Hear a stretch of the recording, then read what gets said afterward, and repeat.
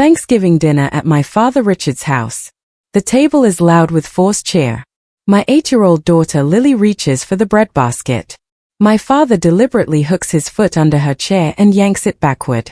Lily's knees slam into the table edge, gravy spills down her new dress, and the room erupts in brief laughter before awkward silence.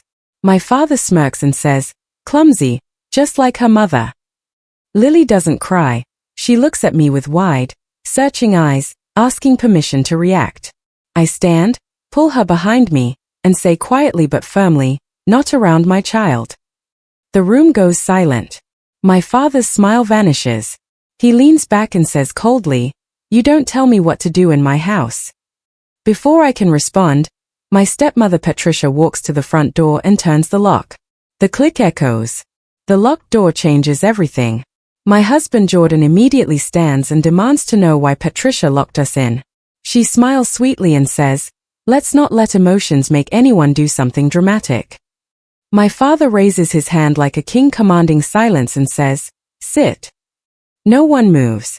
Lily presses against my leg, trembling. My father sighs as if we're all disappointing him and says, "This is exactly the problem, disrespect." Even now. He announces that he invited everyone because something needs to be addressed tonight. Jordan whispers that we should leave. I shake my head. I need to understand what this is. My father folds his hands and says, "My granddaughter has developed an attitude, and that's not something I'll tolerate." I realize this wasn't a random act of cruelty. This was planned. This is a performance. My father stands and gestures toward Lily, announcing she needs to learn accountability before softness turns into weakness. Lily hides behind me. I step forward, blocking her completely, and say, "She's a child." He replies smoothly, "And that's why discipline matters early." He launches into stories about how he straightened me out when I talked back, how respect was beaten into him and passed down like tradition. People laugh nervously. Others stare at their plates. No one interrupts. I see it clearly now. He's not teaching Lily anything. He's trying to humiliate me into submission in front of witnesses. He wants me angry, loud, emotional. Lily whispers, "Mom, I'm sorry." Something cracks open inside me. I kneel, brush gravy from her dress, and meet her eyes. "You did nothing wrong." My father scoffs, cuddling. I stand. "We're done here." His hand slams the table. "Sit." Cutlery rattles. Across the table, my Aunt Vivian shakes her head in disgust. Aunt Vivian stands abruptly and says, "I need air," walking toward the kitchen. As she passes me, she leans in and whispers, "Be careful. He planned this." 2 words that confirm my worst fear. Back at the table, my father resumes his seat, satisfied, and continues his speech. Patricia chirps, "Dessert soon," like nothing happened. Lily squeezes my hand. "Mom, can we go?" I look at the locked door. My father follows my gaze and smiles thinly. "After dinner."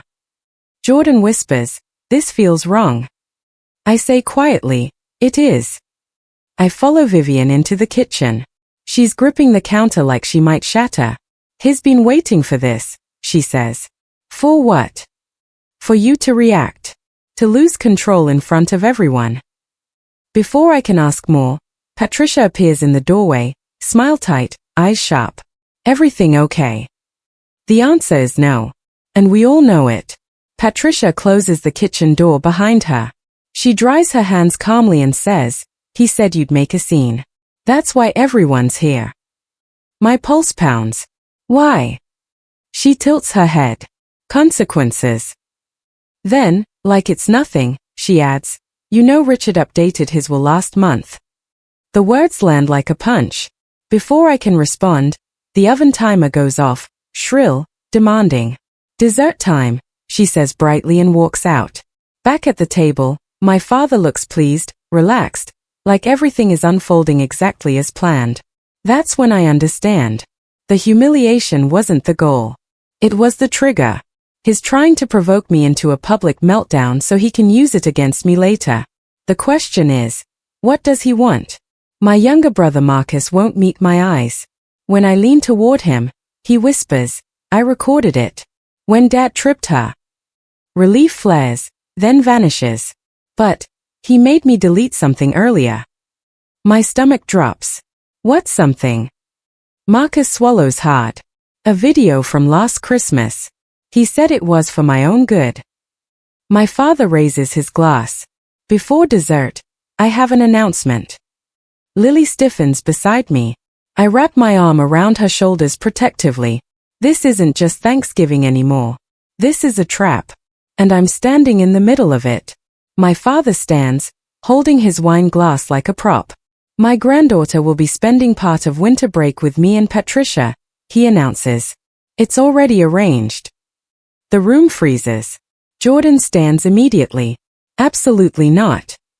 My father smiles coldly. We'll see what the courts say. Patricia slides a manila folder across the table toward me. Prepared documentation, she says sweetly. My hands shake as I open it. Inside are printed screenshots, text messages, and typed narratives, all carefully arranged to paint me as unstable, overwhelmed, and unfit. My vision blurs. This is what they planned. Public humiliation as bait, documentation as backup. They want to take my daughter. I flip through the folder. Screenshots of text messages I never sent. Notes claiming I've been erratic and emotionally volatile. A typed timeline suggesting I've been neglecting Lily. It's all lies, but it's convincing. Professionally done. Lily looks up at me, voice small. Am I in trouble? I pull her close. No, baby. You're safe. Aunt Vivian leans forward, squinting at the pages. These messages look edited. My father's eyes flash. Mind your business, Vivian. But she doesn't back down. The room shifts slightly. Someone is finally questioning him. And he doesn't like it. Vivian stands, pointing at Patricia. I watched her alter those messages 2 weeks ago. She was at my house using my printer. Gasps ripple through the room. My father snaps, sit down, Vivian. She doesn't. Richard, she says, voice steady. This has gone too far. He turns sharply to Marcus. Show them the real messages. From her phone. Marcus looks at his phone. Then at my father. Then at me. I don't have them, he says quietly. You deleted them, Dad. You took my phone and deleted everything. Silence. My father laughs once, sharp and bitter. Lies. But no one laughs with him. The room has shifted. He's losing control. My father glares at Marcus. You're choosing her over your own father. Marcus's voice shakes but doesn't break. You always said family protects family. But you're not protecting anyone. You're hurting people. My father's face goes red. He turns to Lily, desperate to regain power. Tell them what your mother says about me at home. Everyone freezes. Lily's voice is small, but steady. She looks up at me, then at him, and says, she says we don't stay where people hurt us. The room stops breathing. My father's mouth opens, closes. He has no response. Jordan pulls out his phone. I'm calling someone who can help. My father barks, put that away. Jordan ignores him and dials a child safety helpline, putting it on speaker. A calm counselor's voice fills the room. Jordan explains the situation, the locked door, the deliberate harm, the threats. The counselor listens carefully, then says, please remove the child from that environment immediately. If you're being prevented from leaving, that constitutes unlawful restraint. Authority shifts. The counselor is now the loudest voice in the room. Patricia lunges forward and snatches the phone, hanging up. You don't bring outsiders into family business, she shouts. And in her anger, she slips. Patricia is shaking with rage. Do you know how much we've spent fixing your reputation? The calls to Lily's school, the social media monitoring, she stops. Too late. The room stares. My cousin Yanel, who works at Lily's school, speaks up. Wait. You're the one who called the school last month? Claiming her mother was unstable. Patricia's face goes pale. My father tries to recover. We were concerned. But Vivian is already pulling out her phone. I have the voicemail, she says. She plays it. Patricia's voice, sweet, manipulative, suggesting to the school that I'm emotionally unwell and Lily might be at risk. The room recoils in disgust. Vivian doesn't stop. That proves motive, she says. You weren't concerned. You were building a case. My father slams his fist on the table. Enough. But it's too late. The mask is off. Patricia is pacing, muttering about all the work we put in. My father snaps at her to be quiet, but she's spiraling. We spent thousands, she says bitterly. Thousands on lawyers, private investigators, reputation management. And for what? So she could disrespect us. The truth spills out like poison. They weren't protecting Lily. They were planning to take her. And they'd been laying the groundwork for months. Vivian reveals more. She's been keeping records, dates, amounts, favors.